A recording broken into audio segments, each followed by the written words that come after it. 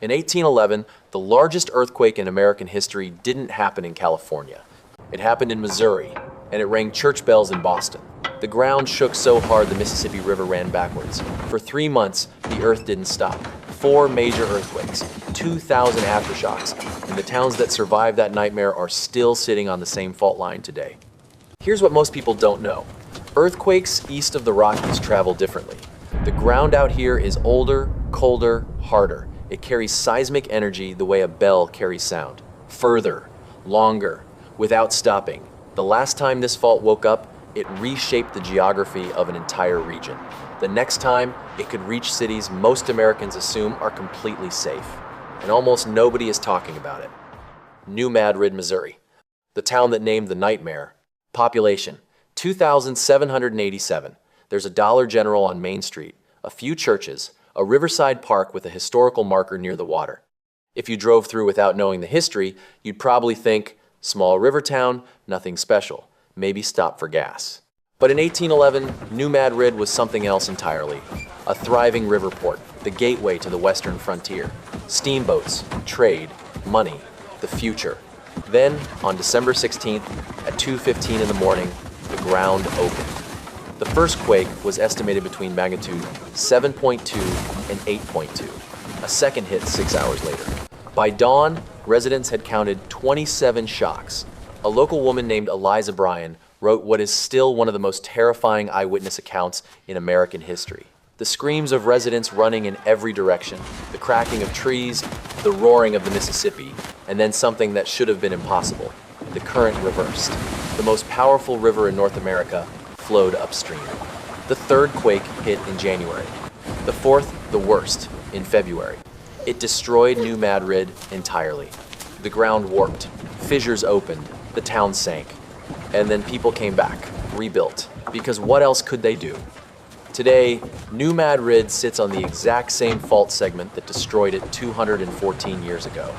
The historical marker near the river explains what happened in careful, measured language. The park is quiet, the Dollar General is open, and the ground underneath hasn't moved since 1812, which, in geological terms, isn't comfort. It's a clock. CARUTHERSVILLE, Missouri, the river town that liquefied. 30 minutes south, CARUTHERSVILLE has a boat ramp, a Casey's General Store, and a flood wall along the Mississippi that locals seem proud of. Population around 5,800. The kind of town where people wave at strangers, where the high school football team still matters, where Friday nights are quiet. It also happens to be built on ground that turned to liquid in 1811. The soil under the Missouri Bootheel, that odd little dip at the bottom of the state, is deep, loose sand left behind by thousands of years of river flooding. When seismic waves hit sand like this, it doesn't crack. It liquefies. The ground becomes fluid. Buildings sink, roads buckle. Whatever was standing disappears into mud. In 1811, the settlement here was called Little Prairie. When the first quake struck, the ground beneath the homes became soup. Residents fled to the frozen riverbank, the only solid ground left, and watched their houses sink. CARUTHERSVILLE rebuilt on the same spot? Of course it did. The flood wall they built after the 2011 floods looks solid. 12 feet of poured concrete along the waterfront. It stops water. But an earthquake doesn't send water. It sends the ground itself. And the flood wall is anchored in the same loose sand that dissolved 200 years ago. Median household income in CARUTHERSVILLE is around $28,000. Earthquake insurance here is nearly impossible to find. Most insurers won't write it because the risk is too high. Retrofitting older buildings costs money families don't have. In December 2024, a 3-magnitude quake struck nearby, just a tremor. In February 2026, another small one. Small enough that most people didn't notice. Small enough to forget about. The flood wall stands, the ground waits. BLYTHEVILLE, Arkansas, the town the military left behind. Cross the river into Arkansas, and the landscape flattens out completely. Farmland as far as you can see, water towers, grain elevators, the occasional gas station. BLYTHEVILLE sits in the middle of all of it. Population around 13,000, down from 24,000 in the 1980s. For 50 years, BLYTHEVILLE had a reason to exist beyond the cotton fields. In 1942, the military built Eaker Air Force Base just northwest of town. Thousands of jobs. A steady paycheck for families who'd lived here for generations. a connection to something larger than Delta agriculture. Then in 1992, the Air Force closed it. What followed is a story you've heard before: the businesses that closed, the population that halved, the downtown that went quiet. The base housing became rows of identical duplexes sitting empty, lawns growing over, windows going dark one by one. A resident who'd lived near the base for 67 years said the closure was the worst thing that ever happened to Blytheville. But here's the part that doesn't get mentioned in the base closure reports. The New Madrid Fault runs less than 50 miles from Blytheville. The town sits near one of the fault's most active segments, the same one that produced the largest quake in 1811. Its remaining buildings are unreinforced masonry, its population can't afford to leave, its emergency services run on a budget that reflects a town half the size it used to be. The military assessed the risk, built a base, and eventually decided to leave. The fault made no such decision. Marked Tree, Arkansas. The town whose name is a warning. Marked Tree, Arkansas. Population 2,700. The name comes from an actual surveyor's mark, a notch carved into a cottonwood tree in the early 1800s to identify a boundary line. The town grew around that spot. The tree is long gone. Drive through Marked Tree today, and it feels like a lot of small Delta towns feel. A main street that's seen better decades, a few churches, farmland pressing in from every direction. The kind of place that exists quietly, without asking for attention. In 1812, the ground cracked open near here. One of the New Madrid quakes ruptured a fault trace that crossed the street. Francis River 3 times, creating a cliff, temporary waterfalls, waves moving upstream.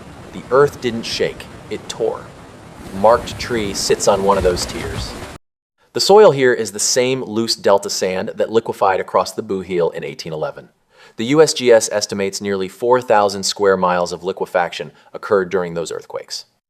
Much of that area is now farmland, small towns, people's homes. Marked Tree is inside that zone. Nothing about the town announces this.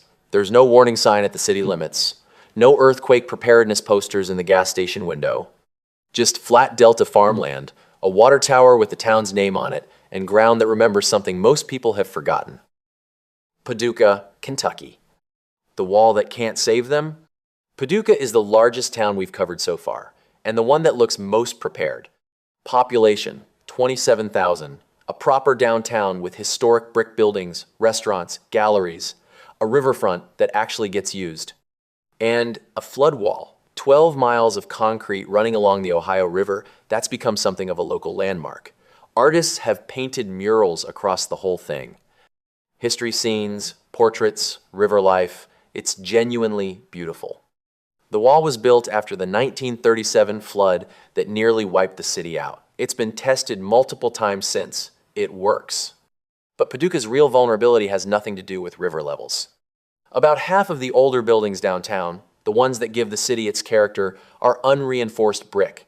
Brick doesn't bend in an earthquake. It collapses. And the soil beneath Paducah, like everything else in this region, is the same loose river sediment that liquefied in 1811. In a major New Madrid earthquake, the flood wall faces a problem it was never designed for. It's anchored in ground that could turn to liquid. If the foundation liquefies, the wall tilts. And if the wall tilts, it doesn't keep the river out, it lets it in. The murals on the flood wall show Paducah's history. The steamboats, the settlers, the floods that came and went. They don't show an earthquake. Nobody painted that one. Memphis, Tennessee, the city in the crosshairs. Memphis is different from everywhere else on this list. Population, 633,000. A real city. Music, food, history, traffic. The kind of place with a skyline you can see from the highway, a downtown that stays busy at night, neighborhoods that have survived hard decades and kept going. It's also the largest city sitting directly in the New Madrid seismic zone. In 1811, what is now Memphis experienced violent shaking, the kind that collapses buildings and cracks the ground open. But Memphis wasn't a city yet. There was almost nothing there to destroy. Today, there's plenty. The structural issue is the same one that exists in every town on this list, just at a much larger scale. Thousands of brick buildings built before modern seismic codes, schools, churches, apartment buildings, hospitals that were never designed to absorb the kind of ground movement this fault can produce. Half the school buildings in the Memphis area fall into this category. A 2008 FEMA study estimated that a major New Madrid earthquake could cause $300 billion in economic damage across the central United States. Memphis would absorb the largest share. But the detail that tends to stop people is this: seismic waves east of the Rockies travel further than they do in California. The rock out here carries energy across distances that West Coast earthquakes simply don't reach. A major Memphis earthquake wouldn't just affect Memphis. Damage would extend to St. Louis, Nashville, Little Rock, possibly as far as Chicago. California earthquakes are local events. A New Madrid earthquake would be a regional one. The small towns we've looked at in this video are visible warnings, places where the vulnerability is already obvious, where the economics are already failing, where there's nothing left to absorb another blow. Memphis is what happens if those warnings aren't enough. None of these towns chose to be here. New Madrid, CARUTHERSVILLE, BLYTHEVILLE, Marktree, Paducah, Memphis, they were built where rivers were, where farmland was, where the military needed a base, where people had already put down roots. The fault line wasn't on the maps people used when they built their lives here. Now it is. And the people living on it know, in whatever way people know things they can't do much about, that the ground beneath them has a history. Most Americans watching this will probably move on and not think about the New Madrid fault again. The people living on it don't really have that option. If this made you look at the middle of the country differently, subscribe. There are more places like these, places that carry histories most people have never heard. That's what this channel is for.